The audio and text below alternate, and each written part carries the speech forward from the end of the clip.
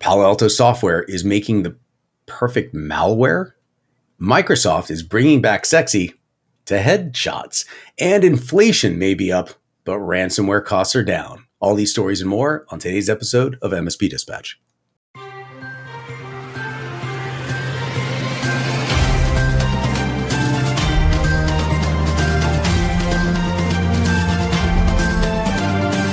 This episode is presented by OIT VoIP. Enhance your client's communication abilities with our VoIP solution, featuring integrated billing, on-demand training, and live US support. Collaborate seamlessly with Microsoft Teams integration and put your entire phone system in your pocket with Mobile X. Improve your offerings and increase profitability with reliable service for 1/10 of the average MSP acquisition cost. To learn more, visit oit.co or dial 844-CALL-OIT. Good morning and welcome to the April 23rd episode of MSP Dispatch, your source for news, community events, and commentary in the MSP channel. My name is Tony Francisco, and today I am joined by my co-host, Mr. Tom Lawrence. Tom, how are you doing today? How is life? I am absolutely 100% convinced now that you and Jason Slagle are actually the same person because you're never actually seen at the same time. But how are you doing? I am doing well. And I noticed you're right. Me and Jason never actually, I don't think we've ever done one. It's either you and Jason or me and Jason. So you have right to be suspicious. It's a little There could be a lot hiding under that beard he has. I said, I think Tom Lawrence is actually in the beard. It's kind of like you pop out. Anyway, you know what we should probably cover? The news. Some news. Let's do it.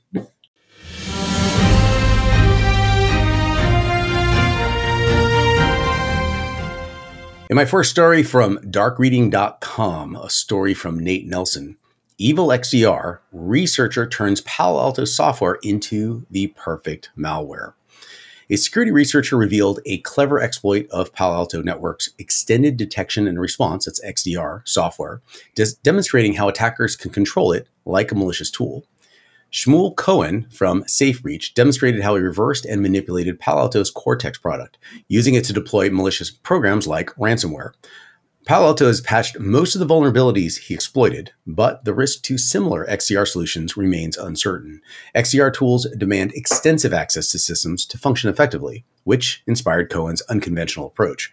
By reverse engineering Cortex and manipulating its files, he gained control over the software, demonstrating the potential for serious breaches.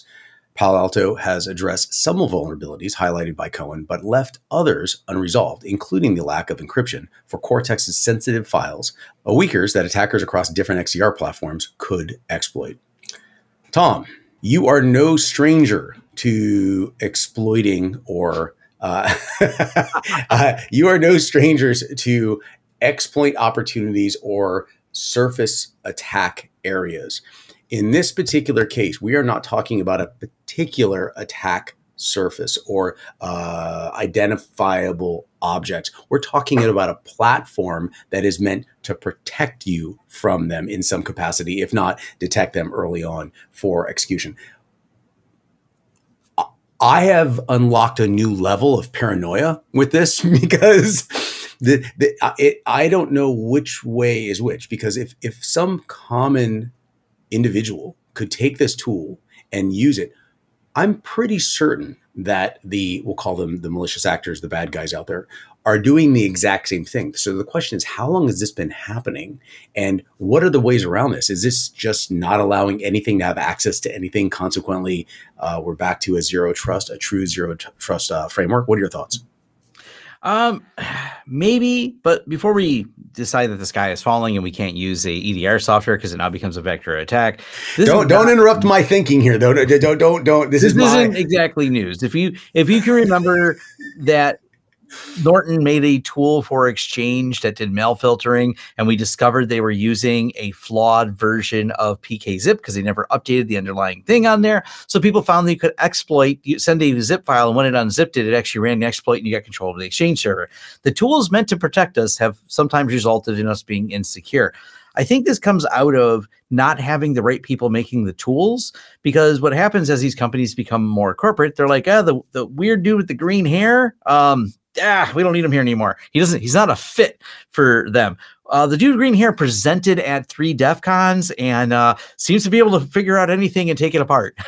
So that's when you don't have the right cybersecurity minded people there that understand how things can go wrong, you end up with a product that becomes, instead of a way to protect, it becomes another attack surface. And anything that becomes complex has potentials for this. But we've seen lots of products over time that there's ways that we can send commands to it that turn it into an exploit. It's very interesting to be able to do that. But sometimes when you start really digging into it, you're like, yeah, anyone who would have been a black hat presenter or a DEF CON presenter would have also said, yeah, this is how I would attack it, because we know the average people were trying to push the product out the door, not really doing the creative thinking and really sitting and saying the what ifs that are necessary to make a better product. I love that you're clearing the noise. What you're saying is, hey, listen, a shovel was invented, and it's a great tool along with a hammer. However, we have determined that both of them could be used maliciously. And it doesn't mean that we should get rid of the shovel and the hammer. We're pretty certain that they're going to have a lot of great uses. However, if mishandled, if the policies are not set in place to use the shovel and the hammer accordingly, bad things could happen with it. Is that I'm trying to kind of further kind of put the pin back in my grenade that was going off of my paranoia. So you're saying it's always been there, but in this particular case, they're just misusing it to show that it can be misused. But here's the big but, there's a lot of benefit out of these tools. And we just have to kind of tighten the clamp down a little bit more, maybe implement less orthodox corporate procedures, because those individuals that presented at these security conferences really know what they're talking about, but they may not fit in the new larger corporate atmosphere, which may unfortunately have left some loose ends available for the bad guys. Yeah. It takes that really, what if people asking that question all the time. It seems like a time suck. Like, we paid these particular individuals with this creative thinking a lot of money to poke at it, and they didn't even find anything. Well, no, you don't want to find it in the wild. They'll find something. You prefer it to be found in-house, not out in the wild as a presentation. Because I'm sure this is when Palo Alto learned about it. I didn't read the whole actual report to see when the disclosure happened, but yeah, that's not a happy disclosure that they were a talk at Black Hat. It is amazing what can be done with the smallest just item, and you can turn it into something horrible. Inversely, you could turn it into something amazing. And I'm hearing that Microsoft is now doing the exact same things with a picture and their headshot and making you sexy and making me do tap dance and all this cool stuff if they can manage my huge head on the camera. What are your thoughts? Go into the next story.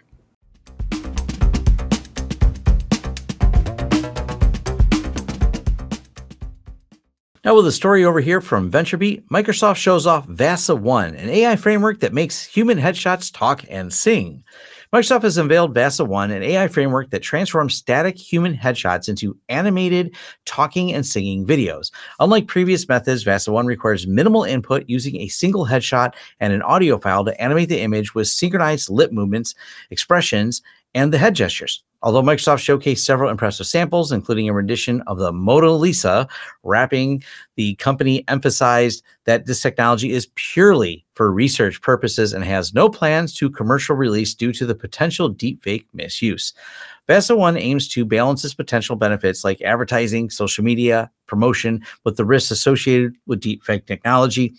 While Microsoft sees various uses for VASA in education, accessibility, emotional support, it is also focused on handling the ethical issues of deepfake manipulating and stresses needed for responsible technology use. Tony, are we going to be replaced by this soon? They just got to grab one headshot. I don't even know if it's you right now. I opened the show up with saying I am 100% convinced that you and Jason Slagle are not, you're not separate individuals. I am now questioning that, saying I need to go upstream a little bit further. There's someone else that makes like avatar versions of each of you, and this is fascinating. What was the Schwarzenegger? Is it running? What was the Running Man? Total Recall. Not Total Recall. No. Where they make the video of him fighting. Yeah. That was the Running Man one. The Running Man.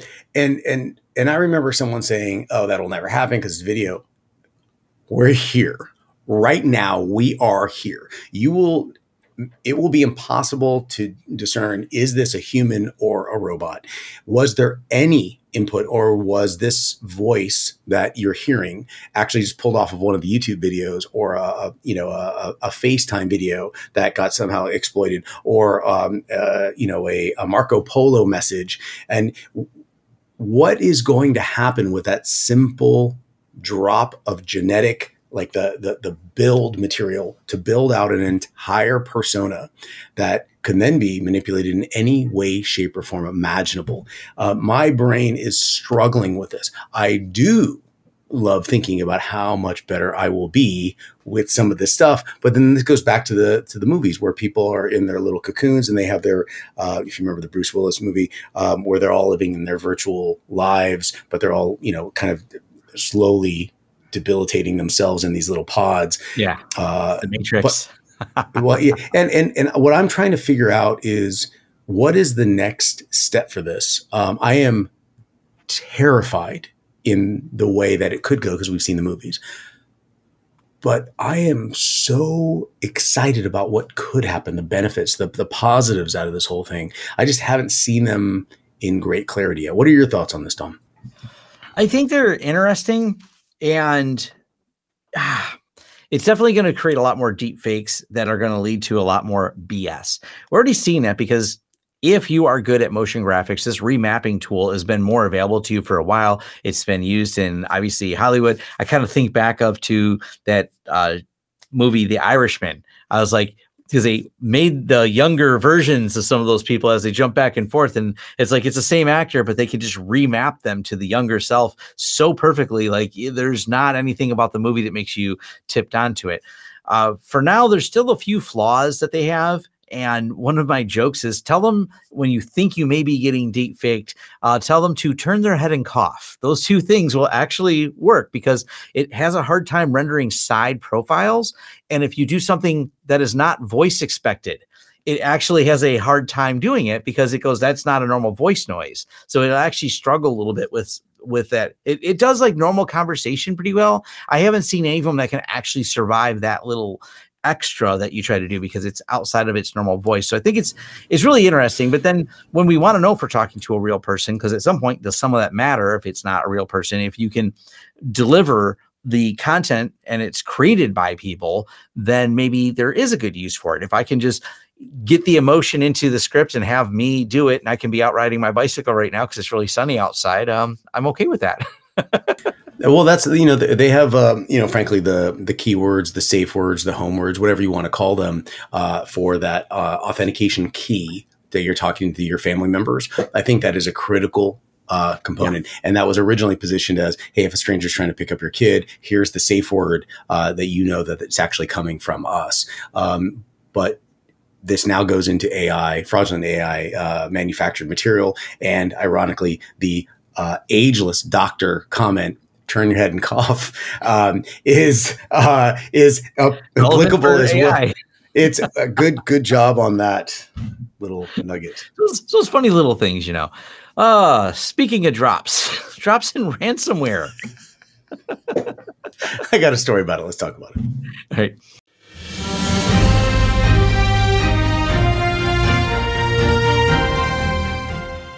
In my next story from Bill Tollis from bleepingcomputer.com, ransomware payments dropped to a record low of 28% in Q1 of 2024.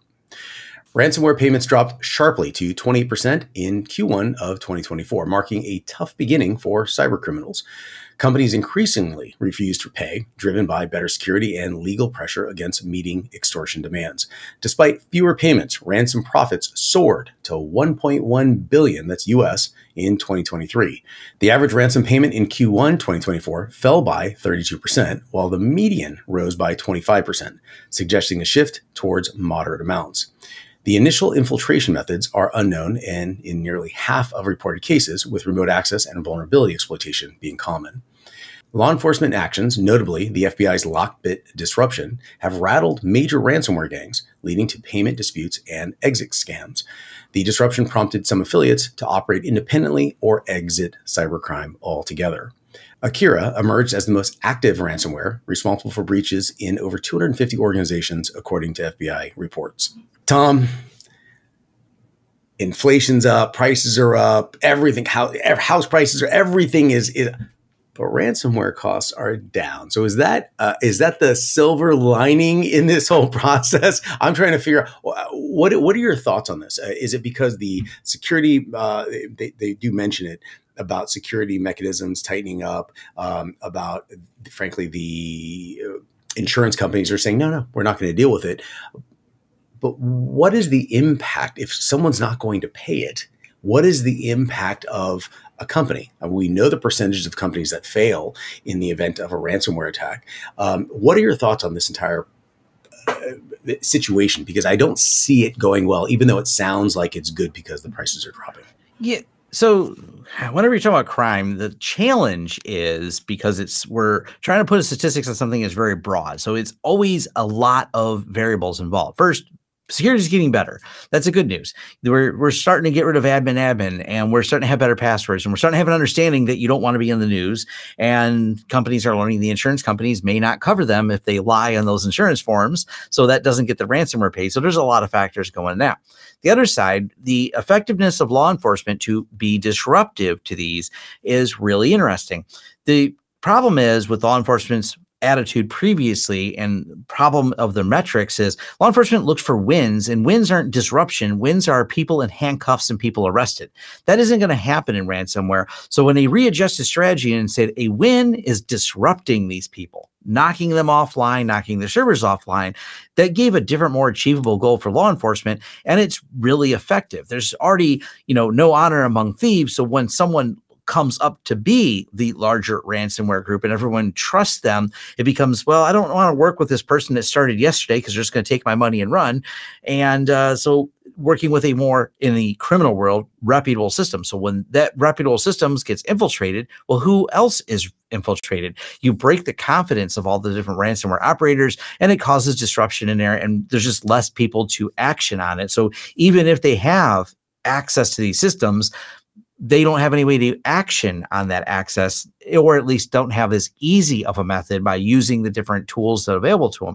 So it's nice to see that the overall effect of law enforcement changing strategy of what a win looks like, being disruption combined with better security, means we have less ransomware payments. And that's a good thing.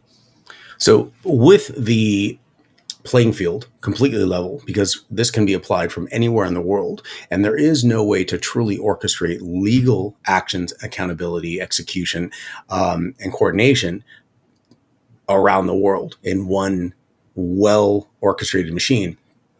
Is it the accountability that's lacking at this point? And so now we're just strictly on a more aggressive defense, a more timely defense, which disrupts them? Or are we going to need to go full court press, where we are now hunting down these individuals in multiple geographic locations and applying accountability in a single framework?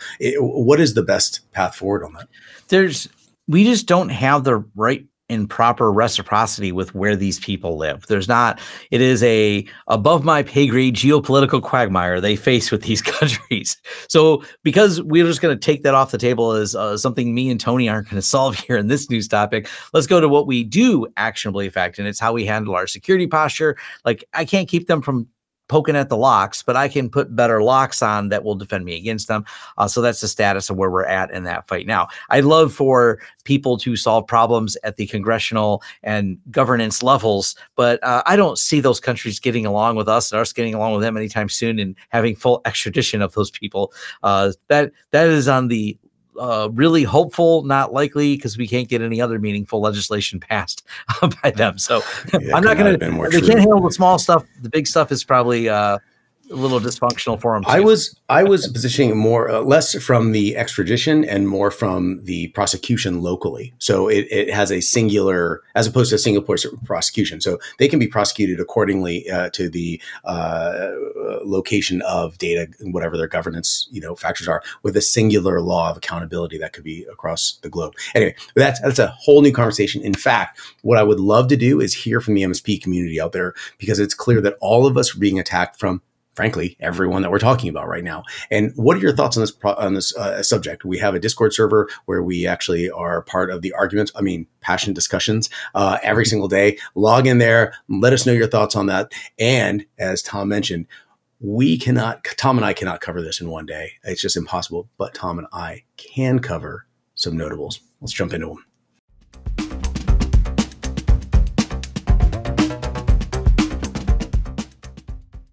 This story comes to us from Engadget. Slack has now made AI tools available to all of its paying customers following initial release to select users early this year. These tools include auto-generated channel recaps, summarizing key highlights of discussions, and thread recaps for shorter conversations. Users can opt for daily recaps and utilize the conversational search to find specific chats more easily. Additionally, Slack now supports Japanese and Spanish. Integration with third-party apps like Salesforce, Einstein's Copilot is also on the horizon. While usefulness of the tools remains uncertain, they offer potential enhancements to Slack's functionality, such as finding those memes you might have missed during the daily conversation. This article comes from Bleeping Computer. A GitHub flaw or design choice lets attackers spread malware through Microsoft repository URLs, making them seem credible and affecting any public GitHub repository. Attackers upload malware disguised as legitimate files and comments, exploiting GitHub's file upload feature. Even if the comments are deleted, the files remain accessible. Additionally, companies like NVIDIA or Google could unknowingly host malware in their repositories. While GitHub has removed malware linked to Microsoft, HTTP router and AIMY remains. GitHub and Microsoft have yet to respond to inquiries about the issue.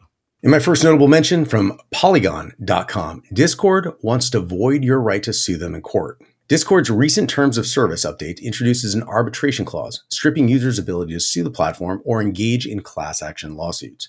Under the new Terms of Service, disputes will be resolved privately or through arbitration. This process, often favoring companies, can limit transparency and appeal rights, potentially leaving users feel unheard and their rights compromised. Users have until May 15th to opt out via email, preserving the right to pursue legal action if necessary.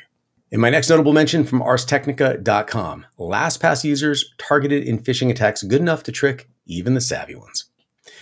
A sophisticated phishing campaign targeted LastPass users employing various communication channels to trick them into revealing their master passwords. LastPass officials stated the attackers utilized an advanced phishing kit known as Crypto Chameleon. This campaign is the latest in a series of attacks against LastPass, with previous incidents compromising user data. The phishing kit offers features like a counterfeit single sign-on page and voice call capabilities, enabling threat actors to create convincing scams. Users are advised to stay cautious against such scams and double-check communications with services directly.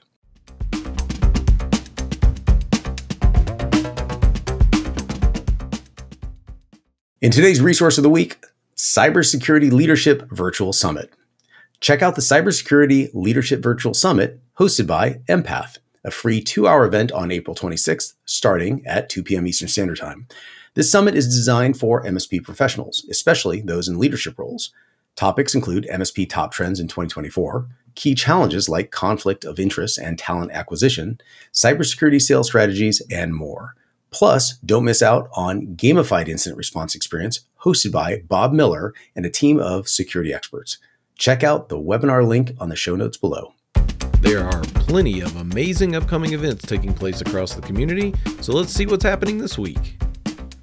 Starting today, an in-person event, the Cyber Defense Lab built for MSPs, presented by Huntress in Chicago, Illinois. And then on Thursday, an in-person event, the MSP Revenue Generator in Boston, Massachusetts. And on Friday at 2 p.m. Eastern Time, Cybersecurity Leadership Virtual Summit from Empath. And coming from the MSP Media Network this week, we have tomorrow at 10 a.m. Eastern Time, an all-new episode of AI Roundup.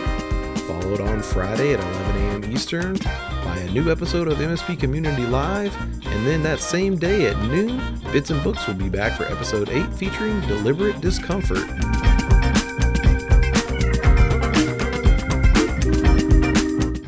Are you searching for fresh strategies, viewpoints, or even a competitive edge for your MSP or IT services company? If so, our book club, Bits and Books, is exactly what you're looking for.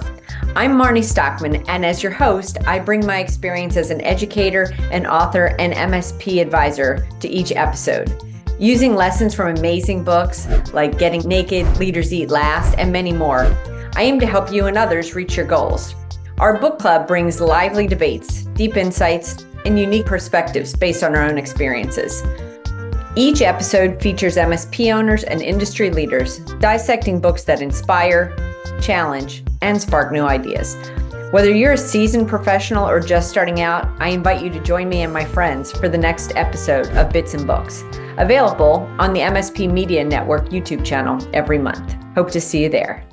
So how'd you like today's show? If you like it, please hit that thumbs up button. If you didn't, make sure you hit it an odd number of times so you feel like you are absolutely satisfied with your hatred towards us, but we get the like as well. And if you want to hear more, go ahead and hit that subscribe button on YouTube or your favorite podcatcher. Did you know that we have a Discord server where we post these stories all week long? You can even propose your own stories and even vote on which ones we're going to cover. As our friend Rich Benke says, make sure you tell a friend. Also, be sure you follow us on social media at MSP Media TV. And if you have any questions, email us news@mspmedia.tv for answers on the next episode. Or you can just call us and leave us a voicemail at 833-MSP-NETWORK. Tom, thank you so much for today's show. Today's episode is 199. That means on Thursday, Friday, on Thursday, Friday. No, today is... what's Monday? On Monday's episode? Tuesday's episode? I don't even know.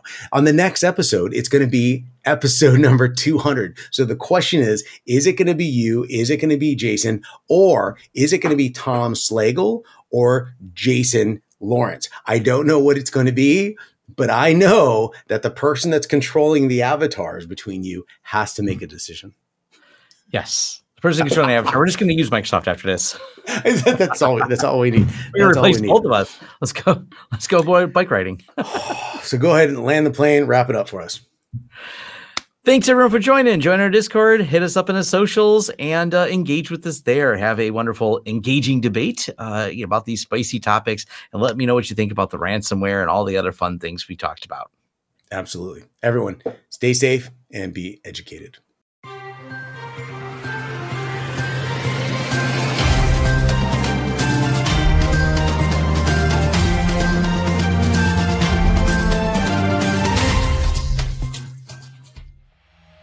This has been a broadcast of the MSP Media Network.